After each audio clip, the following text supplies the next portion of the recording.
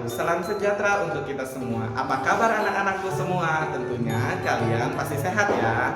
Nah, di tengah pandemi COVID-19 kali ini, kalian harus membiasakan kegiatan 3M, yaitu adalah mencuci tangan, menjaga jarak, dan tetap menggunakan masker. Nah, sebelum kita memasuki pembelajaran pada pagi hari ini, kita berdoa berdasarkan ajaran agama dan kepercayaan kita masing-masing. Berdoa dipersilahkan. Berdoa selesai. Nah, tentunya sebelum kita memasuki pembelajaran hari ini, saya akan mengabsensi kalian menggunakan Google Classroom dan grup WhatsApp yang sudah kita sepakati bersama. Nah, pada pagi hari ini pembelajaran kita adalah tentang dinamika planet bumi di dalam tata surya atau sebagai ruang kehidupan.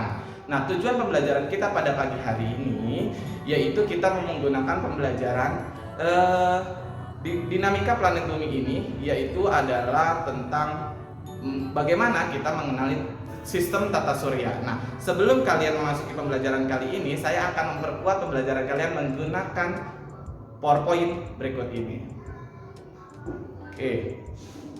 Bumi sebagai ruang kehidupan, pembelajaran kali ini bertujuan KD-nya yaitu menganalisis dinamika planet bumi sebagai ruang kehidupan. Nah, indikator pencapaian kompetensinya yang pertama adalah kalian harus mengamati berbagai teori pembentukan planet bumi dan tata surya. Yang kedua adalah membandingkan teori penciptaan planet bumi sebagai indikatornya. Yang ketiga, untuk keterampilan kalian akan terampil menyajikan teori-teori pembentukan planet bumi dan tata surya. Nah, sebelum kita memasuki tata surya, kita harus tahu sebenarnya di manakah letak planet bumi dalam tata surya kita. Nah, dalam tata surya kita, planet bumi adalah planet ketiga setelah planet Merkurius dan planet Venus tentunya. Dalam sistem tata surya kita, salah satu planet yang ada di dalam tata surya kita ada berapa? Ayo coba tebak. Nah, planet bumi kita memiliki 8 planet dalam tata surya kita. Yang pertama adalah Merkurius, yang kedua Venus, yang ketiga planet bumi, yang keempat planet Mars, yang kelima adalah planet Jupiter, Saturnus, Uranus, Neptunus. Nah, kenapa pertanyaan kalian pasti bertanya, kenapa planet Pluto tidak lagi memasuki sebuah planet? Nah, tentunya planet Pluto itu lebih jauh, jaraknya jauh. Karena rotasi dan revolusi planetnya tidak lagi ditentukan. Nah, makanya NASA tidak lagi menentukan Pluto sebagai sebuah planet. Nah, pada hari ini kita akan membahas yaitu tentang teori-teori dalam tata surya kita. Nah, dalam tata surya kita,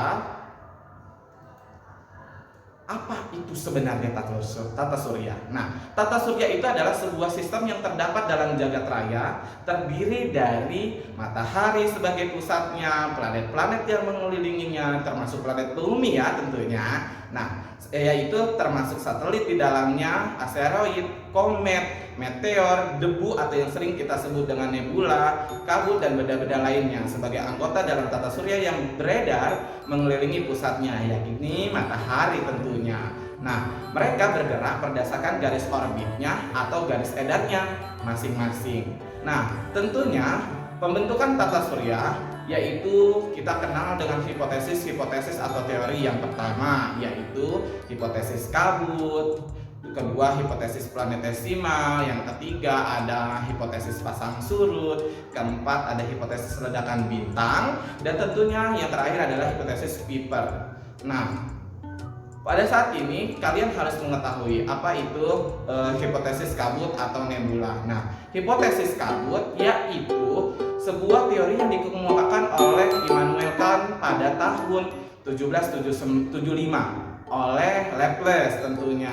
Nah, teori ini menyebutkan atau hipotesis ini menyebutkan bahwa jagat raya terdapat gumpalan. Nah, terdapat gumpalan kabut yang berputar secara perlahan tentunya. Bagian-bagian tengah kabut ini lama-kelamaan menjadi gumpalan gas yang kemudian menjadi sebuah matahari atau bintang besar. Bagian kabut di sekitarnya menjadi planet-planet kecil. Nah, jadi ada sebuah kabut dalam tata surya kita yang tengahnya memusat, lalu di sekelilingnya kabut-kabut yang lain akan menjadi sebuah planet-planet kecil. Ini adalah teori dari teori yang tadi. Nah, yang kedua, hipotesis atau teori planetesimal. Tentunya kalian tahu dong, teori ini adalah yang dikemukakan oleh Thomas C. Chamberlain dan Moulton. Nah, apa bunyi teorinya? Teori ini awalnya tata surya ini memiliki anggota hanya matahari saja, hanya satu tentunya. Nah, hingga suatu saat terdapat sebuah bintang besar yang melintas dekat matahari. Nah, karena dia melintas dekat matahari, gaya tarik-menarik, lalu dua benda ini tersebut menyebabkan material padat yang berhamburan dan bergerak bebas. Nah, material yang tadi lepas dari pusatnya itu mendingin lalu memadat menjadi sebuah benda berukuran lebih kecil yang kita kenal dengan planet. Nah, benda tersebut bertabrakan dengan membentuk objek angkasa seperti planet, bulan, asteroid, meteor, dan lain-lain. Nah, selanjutnya itu ada hipotesis atau teori pasang surut gas. Nah, teori pasang surut gas ini dikemukakan oleh James Jeans dan Harold Jeffreys. Nah, dia mengatakan bahwa sebuah bintang itu melintas di dekat matahari. Hal ini menyebabkan terjadinya pasang pada matahari. Nah, kamu tahu ya kalau pasang jadi semakin membesar. Nah, kemudian bergerak mengelilingi matahari dan menjadi pecah menjadi sejumlah butir-butir atau benda-benda kecil atau material-material kecil yang pada akhirnya membentuk gumpalan-gumpalan yang menjadi sebuah planet-planet yang ada pada saat ini. Nah, selanjutnya itu adalah teori yang disebut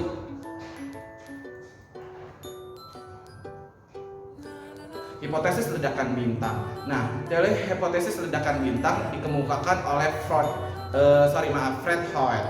Nah, hipotesis ini kemungkinan matahari memiliki kawan-kawan sebuah bintang atau pada mulanya berevolusi seperti itu kira-kira satu sama lain. Ada juga di antaranya yang memadat dan kemudian terjerat oleh orbit matahari. Banyak dari bintang yang meledak di ruang angkasa tentunya. Nah, teori ini didukung oleh banyak ahli astronomis karena bintang ganda atau bintang kembar memang ada sebelumnya. Nah, seperti itu.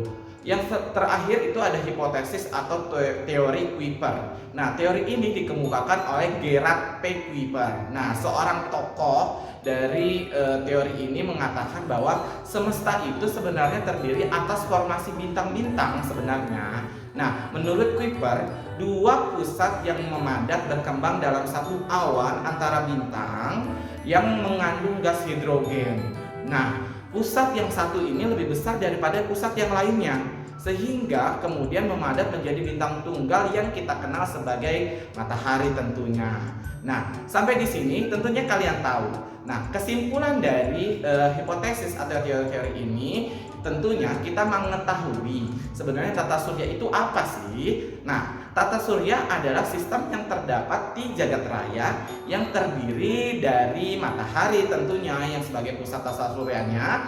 Nah, planet-planet termasuk planet bumi tentunya di dalamnya itu satelit, ada asteroid, komet, meteor, debu, dan kabut, dan benda-benda lainnya sebagai anggota tata suryanya itu beredar mengelilingi matahari. Tapi beredarnya pada porosnya ya, atau pada pusatnya. Tetapi ada juga benda-benda luar angkasa yang tidak bergerak pada porosnya tentunya. Nah, kesimpulannya kita mengenal hipotesis-hipotesis atau teori-teori yang tadi sudah saya jelaskan. Yang pertama ada teori kabut atau nebula, itu yang dicetuskan oleh Immanuel Kant dan Laplace. Yang kedua ada teori planetesimal yang dikemukakan oleh Thomas C. Chamberlain dan Moulton. Dan yang ketiga itu ada teori atau hipotesis pasang surut gas yang dikemukakan oleh James Jeans dan Harold Jeffreys. Nah, yang keempat ada teori bintang kembar yang dikemukakan oleh Fred Hoyle. Yang kelima ada teori awan debu atau protoplanet yang dikemukakan oleh von Weizsäcker. Yang selanjutnya ada teori ledakan bintang, ada teori dari Fred Hoyle.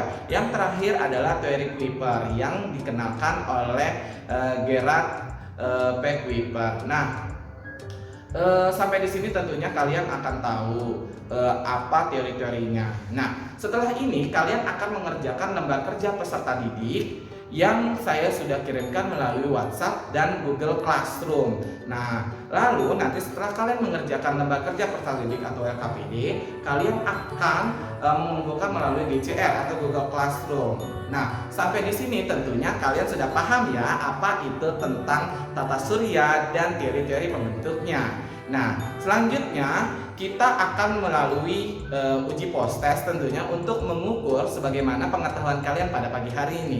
Nah, linknya nanti Pak Ari berikan melalui Google Classroom tentunya ya. Kita menggunakan Google Form tentunya. Nah, setelah ini tentunya kalian banyak pertanyaan. Kalian bisa menyampaikan melalui Google Classroom dan WhatsApp. Nah, sampai di sini pembelajaran kita pada pagi hari ini. Lebih kurangnya mohon maaf, kita berdoa ya sebelum kita menutup pembelajaran pada pagi hari ini. Berdoa dimulai. Berdoa selesai. Mudah-mudahan pembelajaran pada pagi hari ini sangat berfaedah ya. Tentunya akan berguna bagi masa depan kamu. Akhir kata, wassalamualaikum warahmatullahi wabarakatuh. Salam sehat untuk kita semua.